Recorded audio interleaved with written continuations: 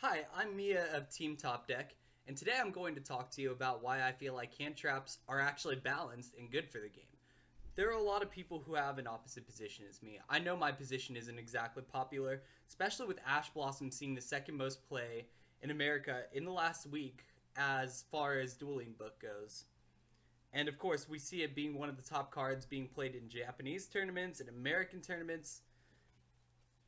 But here's the thing about this card. Yes, it does a lot. It could stop cards from being added from the deck to hand. It could stop effects that special summon from the deck, and it could stop effects that send a card from the deck to the graveyard. That's fine. It's once per turn. It's once per turn. This thing has such a restriction that I honestly feel like if you ban this, it won't even do that much. But here's the thing. Hand traps in general tend to slow down meta decks from doing all their plays. So like, say you're facing off against Lightsworn. They do grass. If they use grass, they're going to go off and spam about 20 monsters in a turn. Okay? Ash can stop that. Or at least slow it down a little. And that I feel like is really healthy for the game because without the hand trap there, you're looking at a blowout game. And honestly, if we don't have Ashes, we're going to have a spam heavy format and that's going to be bad. But that's besides the point. Ash is not the only hand trap. Effect Veiler. This card. No one wants this banned. What it does is you could send this from your hand to the grave, then target a face-up effect monster your opponent controls, and negate the effects until the end of the turn. This is more powerful than Ash Blossom in some situations. The restriction is that it's during your opponent's main phase. And that's fine. I get why people think Ash is better because you can negate effects during your turn. But like, Veiler's still pretty good, guys. I don't think that it ever got bad. And also, with hand traps, you know, Veiler can basically shut down turns.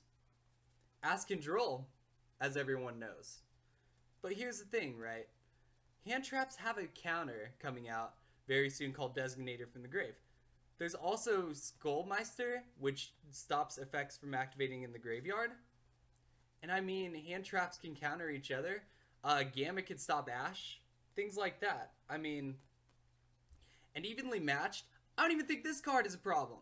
Because it balances decks out. Every deck is playing evenly matched. That is competitive most of the time. And here's the thing with evenly matched, okay?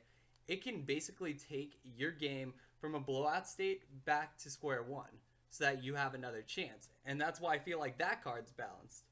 But of course, if you all disagree, feel free to leave comments in the comment box below. I would be very happy to have a reasonable debate about this. It's just that if you start limiting hand traps, then the game's going to go into a spam format, and like that's not going to be good, especially with Troymares coming out, and they're supposed to be boosting a lot of decks. If you look at Lightsworns, they're still running around like basically untouched. I mean, Fairy Tale Snow is it's a criminally good card, and I don't understand why it's allowed to run around the format. I don't know what the ban list has for us yet, but hopefully hand traps stay because we need them. It may not be fun to play against them, but they do balance the game.